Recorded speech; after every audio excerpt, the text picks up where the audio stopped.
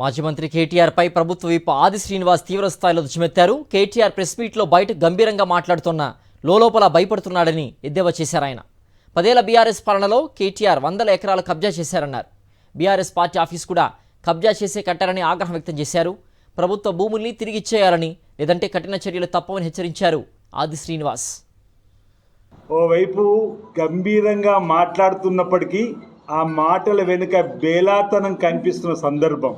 అడ్వకేట్లను మాట్లాడుతున్నా, లాయర్లను మాట్లాడుతున్నా ఎవరు భయపడకండి అంటేనే కుంభకోణం జరిగిందనేటువంటి నిగూఢ అర్థాన్ని ఆయన ప్రెస్ మీట్ ద్వారా చెప్పకనే చెప్పిన మాట సందర్భంగా చెబుతూ 10 రకాల భూములు సిరిసిల్ల ప్రాంతంలో ప్రైమ్ టైం లొకేషన్లో భూములకు కబ్జా గురైంది వాస్తవం కాదా?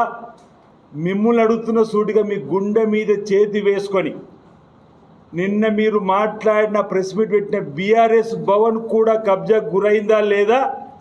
మీకు ఇచ్చింది ఎంత ప్రభుత్వ స్థలం, మీరు ఆక్యుపై చేసి నిర్మాణం చేసుకునేది ఎంత? ముందు దానిపైన నిజాలు ప్రజలకు చెప్పంటున్నా. చాలా కుంభకోణం జరిగింది కాబట్టి ప్రభుత్వం విచారణ జరుపుతుంది. ఆ విచారణలో దోషులను తేళ్లపైన చట్టపరంగా కఠినమైన చర్యలు తీసుకుంటూ ముందుకు పోతా ఉంది. మీ పేదవాళ్ళ జోలికి ప్రభుత్వం పోదలుచుకోలేదు, పోదని కూడా చెప్తున్నాం.